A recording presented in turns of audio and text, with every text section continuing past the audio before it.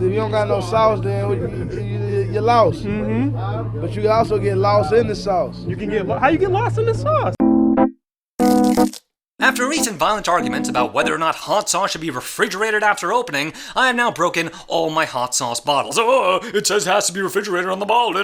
It's full of vinegar and salt, bro. Like, you don't have to. Anyway, I've got a whole bunch of different hot sauces that we're going to be trying out, man. And we're going to be using the best complement for them. Yeah, I got me some crispy chicken strips, man. Chicken strips and hot sauce are the best combo since English guys and asking and answering one simple question. So, WTF is the best hot sauce in the world. Now we're going to start off real simple with the most common hot sauce in the country, Tabasco. A vinegar base, very, very popular with pretty much every restaurant. If you've been in a restaurant, you've eaten Tabasco at some point. I think they got like some kind of deal with them. There's not a whole lot of thickness within the Tabasco, right? It's going to be a lot of vinegar and, ooh, it sure does smell like it. That's pretty freaking good, man. There is a strong vinegar taste as you would expect, but when you're balancing it out something heavy like a protein or any kind of breading or something like that, it doesn't taste overwhelming. It actually blends very well with everything. It's got a nice acidity to it, a nice tartness, and above all, a good spice. It's a solid B. Nothing too crazy, but a good standard. Now on the other side of the spectrum, we've got Sriracha sauce. Now this right here,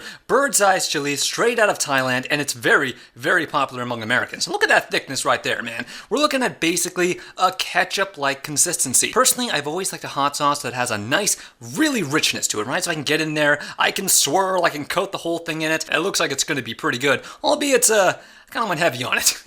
Nice, real nice. I see now why this has such a reputation of being so goddamn addictive, because it's that garlic in there, right? It's so many different flavors of the Thai chili peppers, the garlic, and then combined with a very subtle kind of burning heat that kind of builds more and more you eat it. I think better than Tabasco, because it's got a little bit more dimensionality to it. Very good, and above all, very spicy and just the right taste. Now, let's get a little bit weird. Let's get a little bit more trendy on the side of things. Black truffles and white truffles are a very common ingredient in high-end hot sauces. And this is a truffle hot sauce with black truffles inside of it. If you've never had black truffles, they've got a very distinctive taste that can't really be compared to any other food. They're not exactly for everybody, I will say that right now. You're looking at what looks like to be a very creamy buffalo-style sauce right there. Nice thickness, very nice thickness, a little bit more watery than the Sriracha would be, but a lot thicker than the Tabasco would be.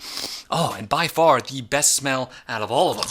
Okay, that's a little bit sweeter, mild. In fact, I would say this is a black truffle sauce first and a hot sauce second, because it's got that sort of mushroom sweetness to it, and then whatever peppers there are very slight. You're not really getting a whole lot of heat with this one, but you're getting a sweet, mushroomy taste. I'm gonna go ahead and put this in sort of a C category. It's definitely an acquired taste, but it doesn't have heat, which is what I want from a hot sauce in the first place. This right here, Red Hot Frank's Original. This is the standard sauce for any kind of hot wings. And by the way, can we talk about how ridiculous it is that friggin' a dozen hot wings cost me $16? I'm not paying it. I will pay for this, but I'm not paying $16 for hot wings. Now, much like the Tabasco, this one has a very watery consistency. And it also is known for having a sort of more vinegary, although not quite as sharp an upfront taste as the Tabasco might be. Dippability is okay. You know, and the thing is with these watery hot sauces is that they don't really stick to the whatever thing you're having in there. So if you have fries or some kind of starch, they're going to work well. Any kind of protein like this, even though it's breaded, stickability is subpar. Well, now that's very mild. Actually, even more mild than the truffle sauce was.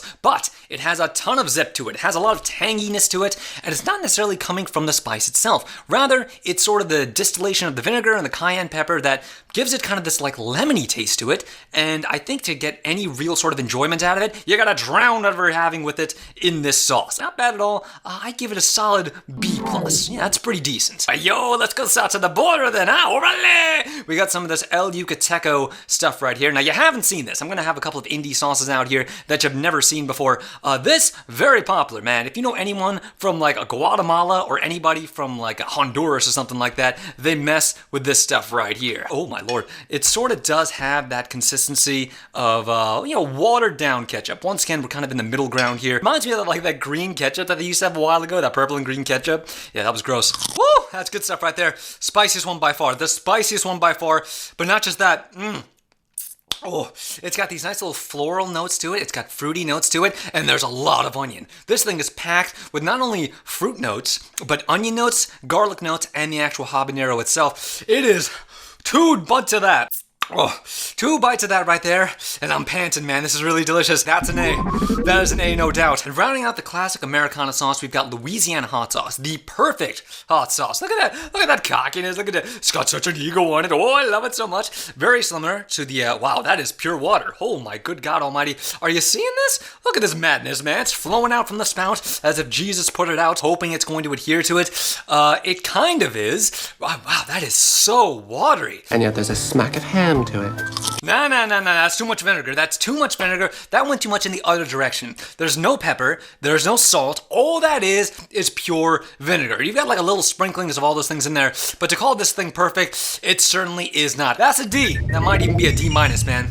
No. Now here's another indie hot sauce. Lola's Fine hot sauce, all natural, ghost pepper. The thing I've noticed with a lot of these sort of ghost pepper style sauces is they're not really that hot, right? They've got the flavor of ghost pepper, which I've heard is very fruity and very interesting, but they don't really have that spice, and that might be to my detriment. I don't want to have my taste buds burned off. I just want to enjoy the spice and enjoy the flavor. Dark, rich, vibrant. Oh my God, it looks so good. Very good. That's a smoky meatiness you can't really get with anything else. Now, it's not excessively spicy, which is exactly what I wanted. You're not getting that sort of like delightful, unique, complex, the kind of thing, you know, after you bite it, it's a little bit different every time, and that's a solid A.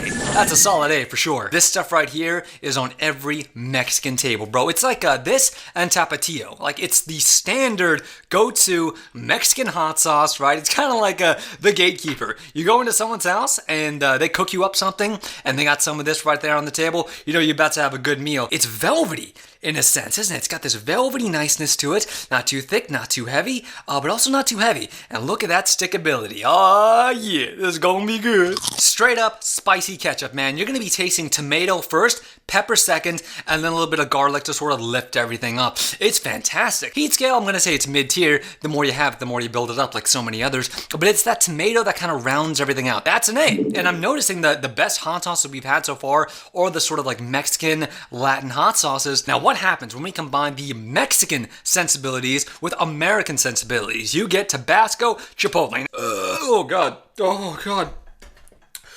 Oh.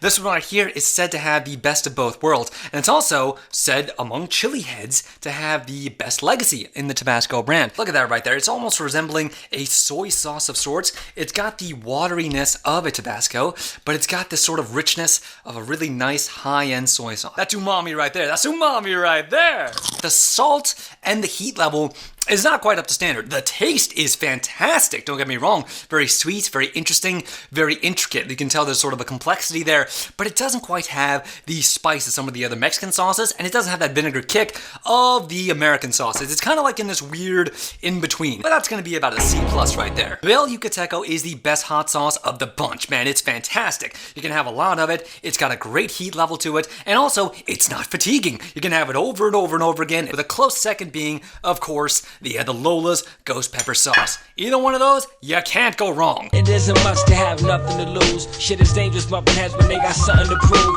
You don't know the kind of weapon that they keep in that goose. He cocked, waiting for someone to pop, and it's you. I've seen the stuff coming out of my nose right now. That'd be a pretty good sauce, I think.